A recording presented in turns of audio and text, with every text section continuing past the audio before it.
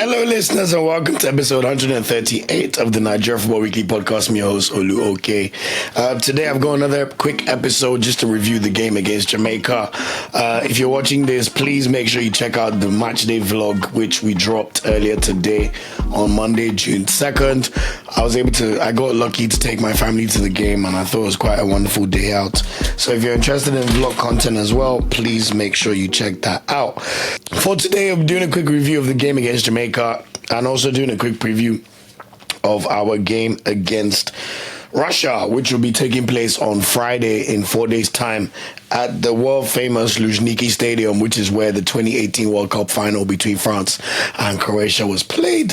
The last time Nigeria played a game in Russia, I remember we had our famous 4-2 victory over Argentina, where Kelechi Iheanacho scored a free kick about 8 years ago. Iwobi scored, Brian Idowu scored, and it was just a wonderful day out. Really, really surprising win for Nigeria that time, but of course, it was always enjoyable. One thing to mention, please forgive my voice. It's literally from screaming at the Unity Cup games, you know.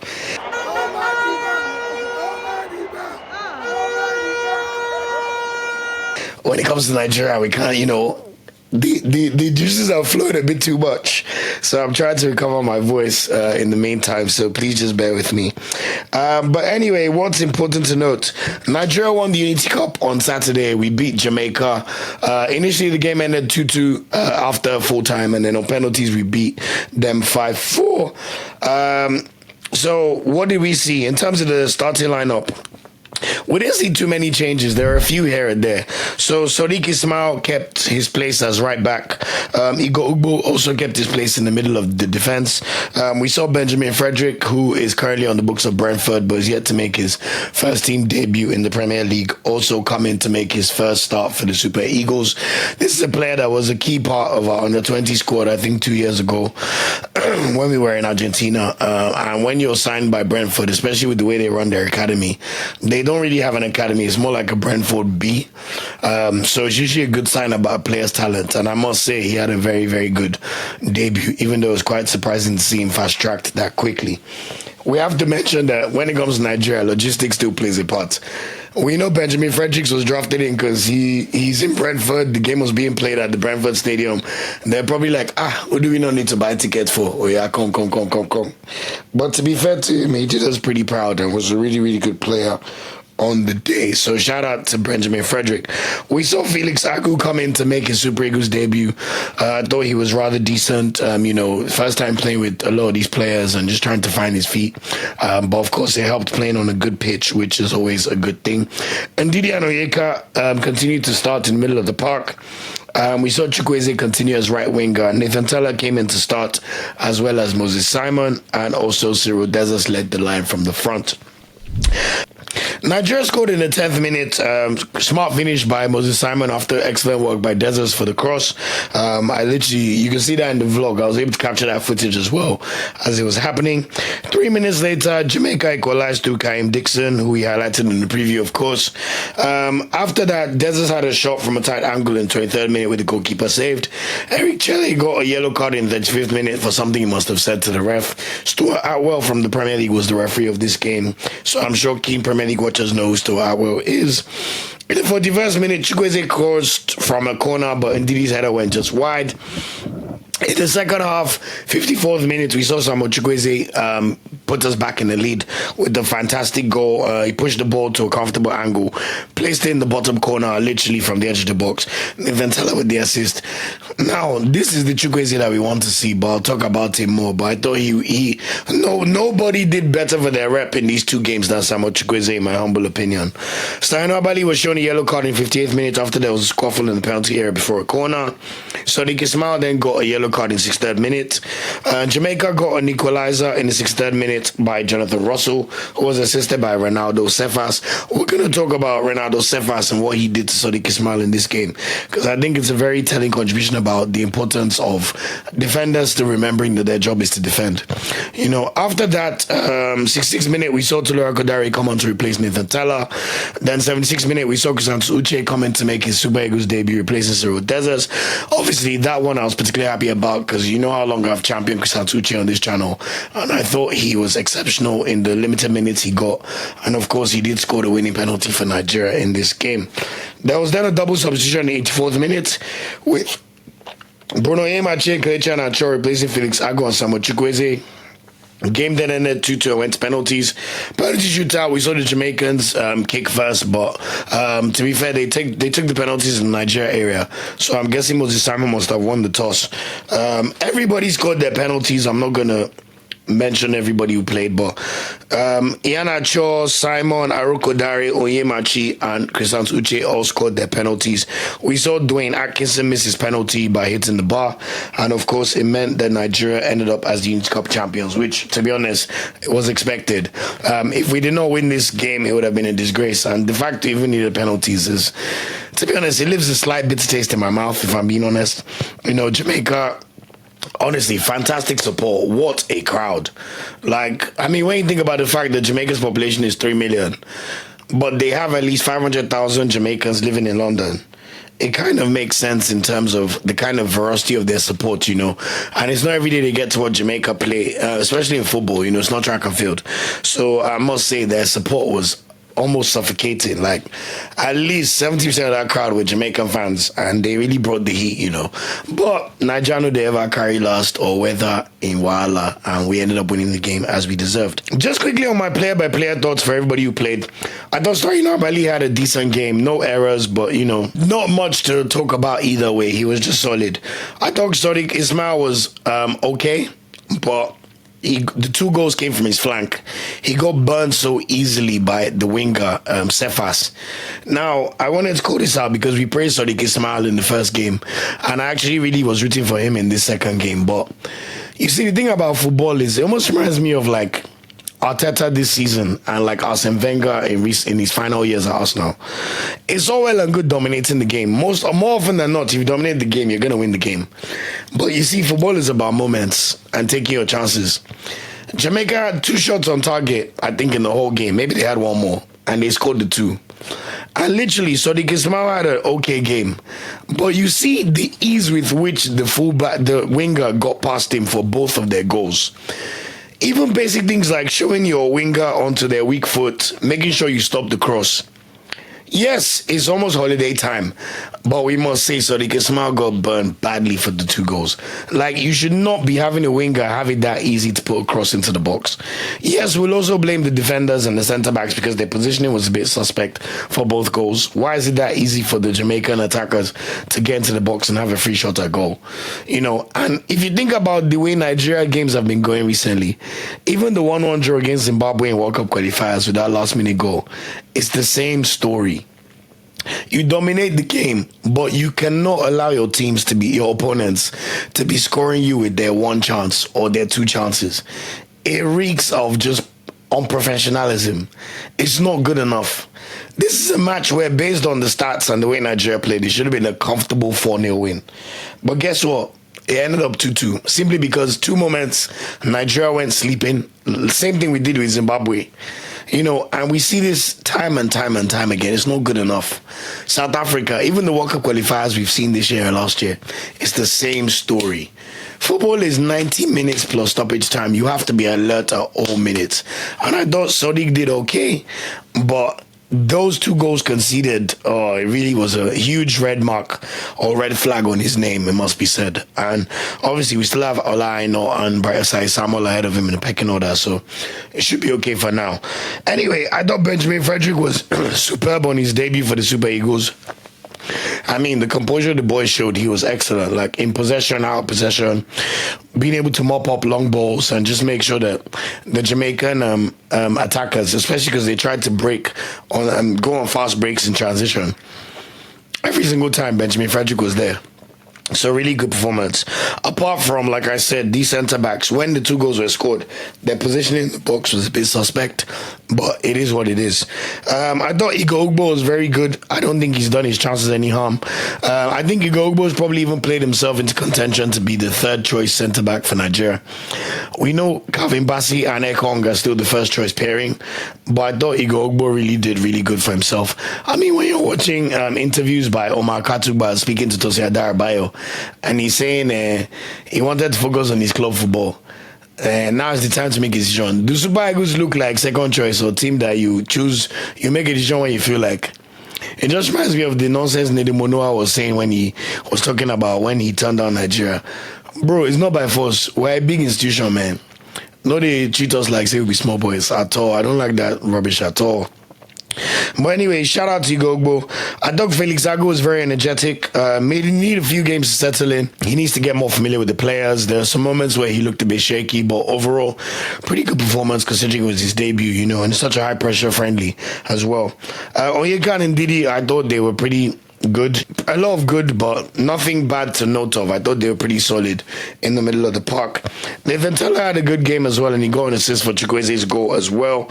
Moses Simon was all right and scored with a great finish for the first goal. So we can't say it was all right. It was good because the aim of football is to score.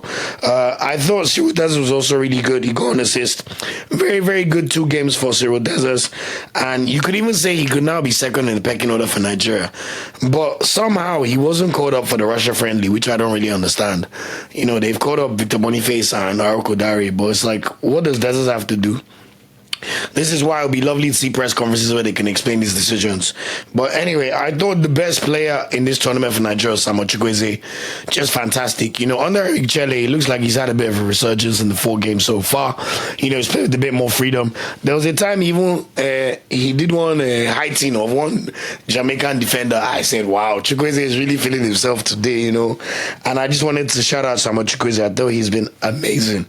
I do know that Chukwueze has a slight knock, and the injury, we hope it's not serious, but he will not be playing against Russia on Friday. Out of the subs that were brought on, obviously, Iheanacho and Oyemachi came on pretty late, so not much to talk about, but they scored their penalties. Tolora Godare made space for himself, but he had about 3 attempts go over. His heading and his finishing, he's not the most clinical player, must be said. Like, I wouldn't put him ahead of Dessers right now, or Boniface, but decent run out, and he scored his penalty. And of course, Chrysanthus Uche, I thought he was really solid. You know, this is a guy that is built for the occasion. You know, once he came on, you could see the power and the strength. He literally just threw some Jamaican players off him, was able to just drive, literally be that connector between the midfield and the attack. And I thought he was really good in his attempts. And of course, whether you like it or not, even though it was a friendly, when he scored a winning penalty in a game like this, you know, just fantastic. So shout out to Chrysanthus Uche, and looking forward to seeing many more appearances. We appreciate all the support, and we will continue to support you. You great footballer. Overall thoughts on the game, obviously not the best game when you draw 2-2 against Jamaica. I thought it would be a 3-0 win, but ultimately it was good vibes. I think the main disappointments from the goals conceded, it just shows the lack of professionalism and that defensive nous that we're lacking. Like we saw against Zimbabwe, we're still seeing it in there. We had many chances to score, but we need to be more clinical. It's a shame we didn't have Osimhen in this kind of match. Also, as I always like to mention in Nigeria, the good pitch helped. Every time you watch Super Eagles go to play a game in Morocco or Ivory Coast for AFCON or in a place with good pitch, they play well. I know Nigerians think this is controversial, but that Uyo pitch is not good enough. These players are seasoned professionals playing in the top 10 leagues in Europe. They're used to better pitches. The Uyo pitch is not good enough. It's rubbish. Call a spade a spade. It's okay for your level, but it's the same way they say a one-eyed man is the king in the land of the blind. But that one-eyed man in the land of people with double sights, he can't see as well as those with double sights. I know that sometimes people try to prop up Uyo because it's the best of the really rubbish stadiums we have in Nigeria. But it's not good enough. It's not good enough. And I'll continue to bang this drum. Look at the pitch at Brentford. Look at what the players were playing on. The way the ball bounces, they'll tell you that it's African football. Adapt. Why must they adapt? Why can't we just make the standards as good as our neighbors? Why? So hopefully we do a better job of getting some good pitches in that country. And we're not talking artificial pitches, actual grass pitches, man. Anyway, positives, 2 games, 2 wins and a trophy. Good chance to test different things. You can see that these were the only games this year, apart from the Russia game, where we're not playing competitive games. So it's been a chance to test new things out and new formations. And you can see that the players responded well. We had quite a few debutants for the national team, obviously. Felix Agu, Benjamin Frederick, Papa Mustafa Daniel, Sekiru Alimi. There must be another MPFL player I'm forgetting. Sadiq Ismail got a 2nd and 3rd cap, so 3rd third and fourth. And obviously, Kusatuche made his debut and was fantastic. Also, the vibes. Look, Nigeria will never host the World Cup. We know that. In fact, Nigeria will probably never host an AFCON in the next 20, 30 years. That's how dire our facilities are. So the closest we're ever going to get to a home tournament is England or USA because of our big diaspora. And just seeing the vibes from Nigerian fans, it's just fantastic to see. It's why it's going to be a big shame if we miss out on the World Cup because the USA is next year. But look, at the end of the day, football is a meritocracy. If we were serious about World Cup qualification, we wouldn't be in this position right now where we're bringing out calculator to count and beg that they deduct South Africa from points. But anyway, those are the positives. Negatives, I don't care what you say. You should not be drawn to Jamaica. You should not be drawn to Jamaica. It's not good enough. One thing to also mention, as much as I'm happy with Benjamin Frederick's performance, what does it say for a meritocracy if Benjamin Frederick made his way straight into the lineup, even though he didn't make any first-team appearances this season, and just because he was in close proximity to Brentford, they called him up? What happens to the Agbogumas and the Oshos of the world who are doing well in their leagues but not getting an opportunity? It's not fair from a meritocracy standpoint. That's all I'll say and leave it at that. I mean, hell, Nigeria just released a revised list for the Russia game. And in true Nigeria fashion, the same way they call Benjamin Frederick up, we've seen Olusegun Olakunle called up. He's a winger who plays for Krasnodar in Russia. And you just know the NFF called him up because he's already in Russia. Like, if this is supposed to be the number one team in Africa, you cannot be giving people call-ups just because they're in close proximity to where the games are played. Like, it's almost disrespectful to the name of the national team. But, with Nigeria, we've learned that certain things, you just get as it be. So we take it as it is. So anyway, that's it for the Unity Cup. Shout out to Nigeria playing in England. It's not often we get to watch them over here. And it was really fantastic to be able to just share in the joy of watching the national team. As I said earlier, Nigeria play Russia on Friday, June 6th in Moscow, Luzhniki Stadium in Moscow, 2018 World Cup final venue, which I already said. A different looking squad and more established players in the team here or there. But just to give you a rundown of the squad that's been called up, in goal we've got Maduka Okoye and Amas Obasogi. So lovely to see Maduka Okoye will finally get another cap for the Nigeria team. Defenders, the captain, Trustekong comes back in. Sadiq Ismail, Igor Ugbo, Bruno Imachi, Shemi Ajayi and Benjamin Fredericks all remain from the squads in the Unity Cup. And then we'll see Bright Osai Samuel come into the squad. Ola I know was in the initial squad, but I'm guessing because of his injury he's been dropped out there. And then in midfield we'll see Onyeka, Christians Uche, Papa Mustafa and Xavier Isaac all retained from the Unity Cup. And then we'll see Fisaya Delibashu and Oyedika come into the lineup. And Didi has dropped out probably due to an injury. The forward line is very thin, to be honest. Chukwueze had to drop out, so we've got Moses Simon and Tolua Kodare being retained from the Unity Cup. While Nathan Teller's dropped out, I'm not sure why. We've also seen Chukwueze drop out, I'm not sure. I think it's an injury. Victor Boniface will be drafted into the squad, and also this Olusegun Olakunle winger, which I mentioned. The one time Nigeria should have more forwards, they only have 4. Out of these 4, we can see 2 wingers, and one of them, Olusegun Olakunle, we know he doesn't necessarily deserve a place in the squad, but now so we see him, sure. Anything Super Eagles make, we just accept and they face front. I'm not sure what Cyril Dessers did to be dropped from the squad. Maybe because it's Russia, there's something to do with like visas, I don't know, but it seems rather strange. But anyway, what do we think will be the tentative lineup? I expect Maduka Okoye to start for sure. I think Bright Osai Samuel will come in as right back over Sadiq Ismail. The captain, Trustekong, will definitely start, and I think he'll be partnered by Igor Ugbo. Although they may go for Semi Ajayi because he has more experience, but I think Ugbo is the better centre-back, to be honest. Onyemachi will definitely continue at left-back because for some reason Felix Agu is not in this squad. In the middle of the park, we should see Onyedika and Frank Onyeka in the midfield. I thought Frank Onyeka was pretty solid. And Onyedika is who I think is going to take us where we need to go to as a central midfield over the next 5-6 years. In the camp position, I think we'll see Kusantuche start after his good cameo on Saturday, but it is possible we'll see Fisaya Delibashu start as well in this one because he's always delivered for the national team. And then Moses Simon will definitely start and captain the team. No, Ekong is back. Ekong will be captain.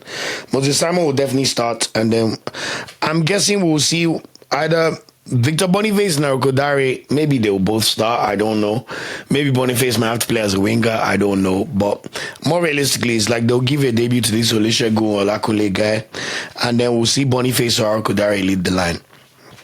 So let's see what happens. In terms of score predictions, I have to be realistic. Russia are the home team. They'll be motivated.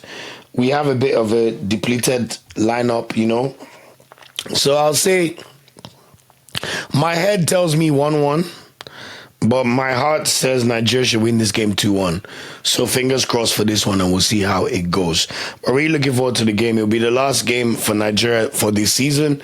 Looking forward to getting a bit of a break. Obviously, there's the Women's AFCON coming as well as transfer windows. So we'll be sure to do a review of the game against Russia next week. And then we'll take a bit of a break so everybody can recharge their batteries for the new season. One thing to just finalize the podcast with, I want to talk about Victor Osimhen.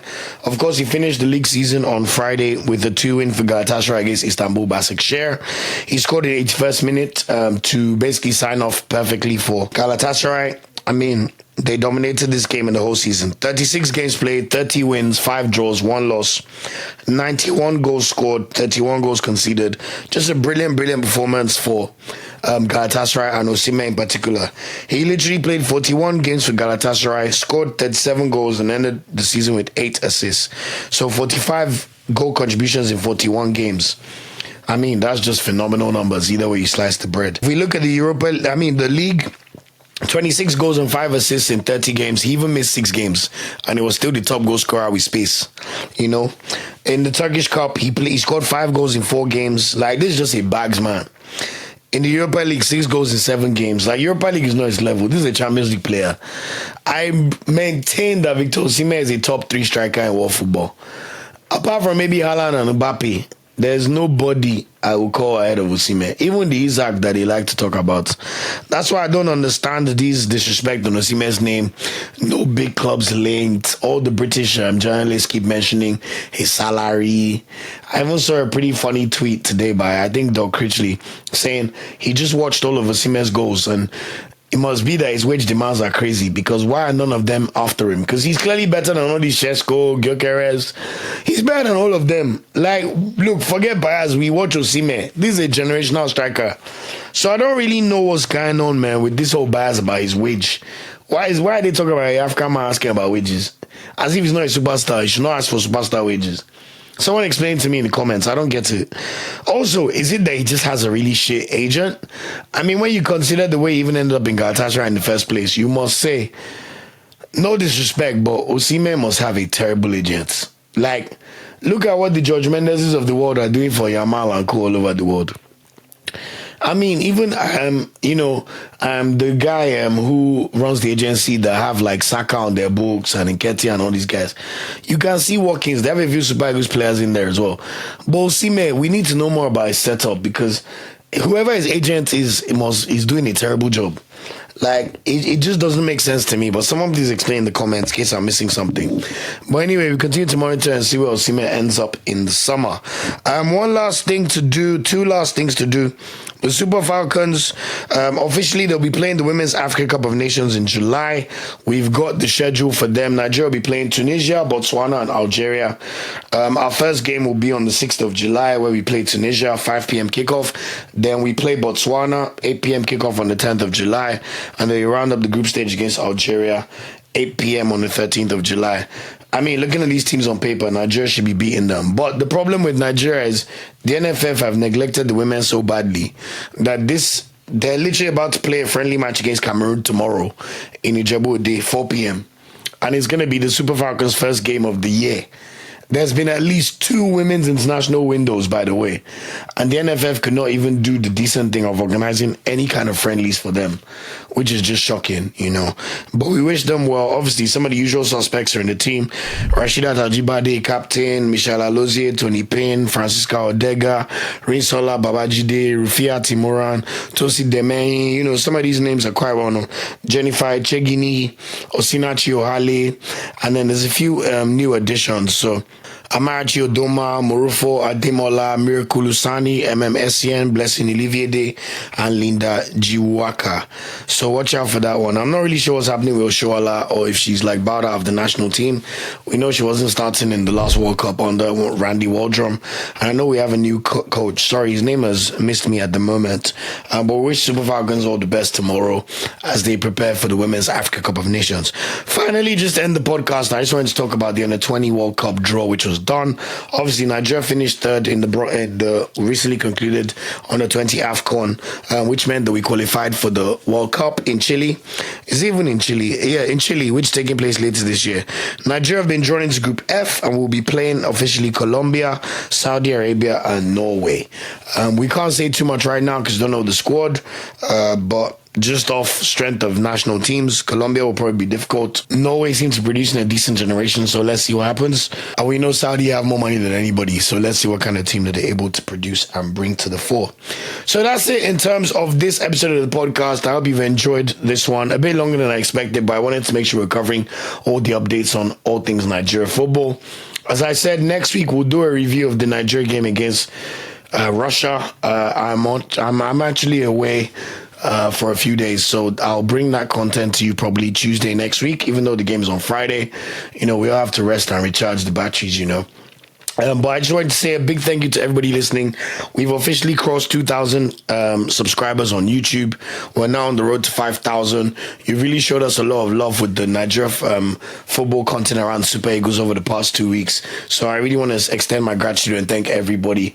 Continue to support, continue to like, share, and subscribe. I really appreciate it all. And honestly, it's just been a joy to do all of this. So looking forward to doing the final review next week, and then we take a break. But until next time, please enjoy all the football. Enjoy the national team game on Friday. If you're interested, there'll be a few more international games played. Well, there's World Cup qualifiers to a few other countries, but of course our primary concern is Nigeria.